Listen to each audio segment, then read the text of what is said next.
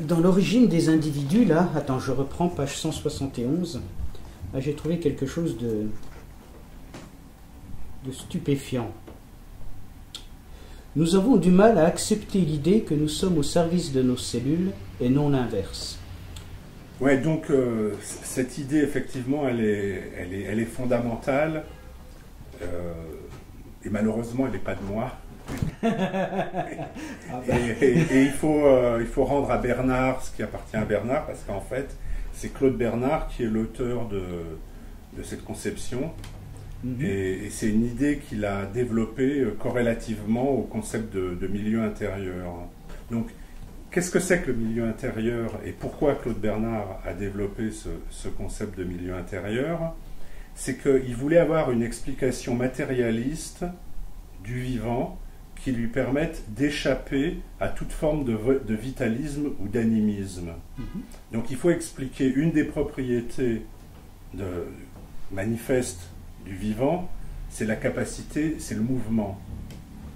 Donc comment expliquer le mouvement du vivant sans avoir recours, sans affubler la matière vivante d'un principe de mouvement qui serait une forme de vitalisme ou d'animisme.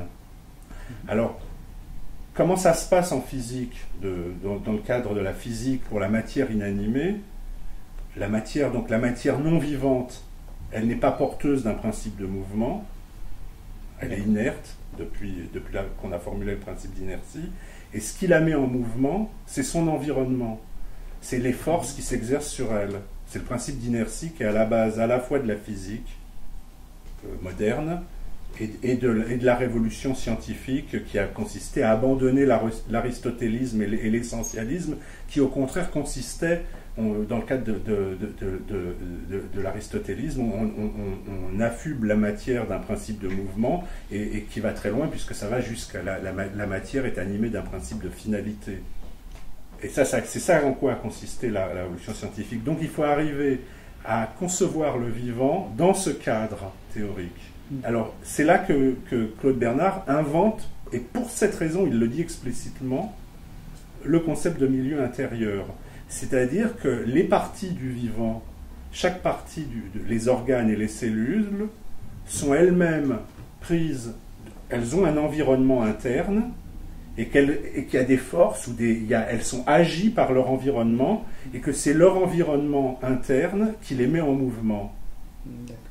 Il fait la comparaison entre l'organisme et une ville ou des entreprises, je en parles dans une sorte de manufacture. Et donc en fait ce qu'il dit, c'est que le milieu intérieur a pour but, c'est qu'en quelque sorte l'organisme c'est une communauté de partage, disons.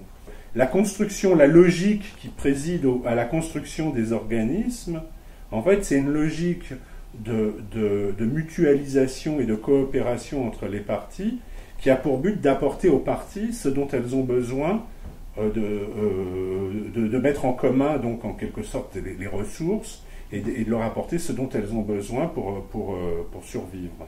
L'intuition qu'on a immédiate, c'est que tout le processus de développement n'a pour but que d'arriver à la construction de mon moi, en quelque sorte, en tant que sujet pensant, et que tout n'a pour but que de construire l'individu, moi, toi, etc. Chacun on croit ça pour nous-mêmes. Et donc, alors que là, ce que ça signifie, c'est qu'en fait, c'est des populations de cellules qui se développent et simplement qui s'organisent parce qu'elles sont contraintes de s'organiser comme ça, parce qu'autrement, elles dégénéreraient. Et ça arrive d'ailleurs. Et donc, au cours du développement, il y a beaucoup de déchets. Hein. Et donc c'est ce que tu dis. Beaucoup de cellules qui meurent et parfois même de la mortalité embryonnaire. Si une cellule, là je vois, je te cite toujours, hein, Jean-Jacques, là, si une cellule ne s'adapte pas à son environnement par un processus aléatoire, elle cesse de se multiplier, meurt ou devient pathogène. Oui, il y a une très grande mortalité cellulaire au cours du développement qui est liée aux épisodes. À chaque fois qu'un organe se développe, il y a associés la plupart du temps des épisodes de mortalité, de mort cellulaire massive.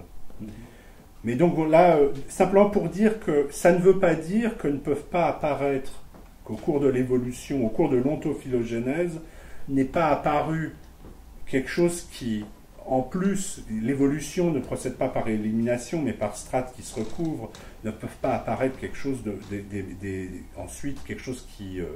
de toute manière, l'individu apparaît dans la coopération.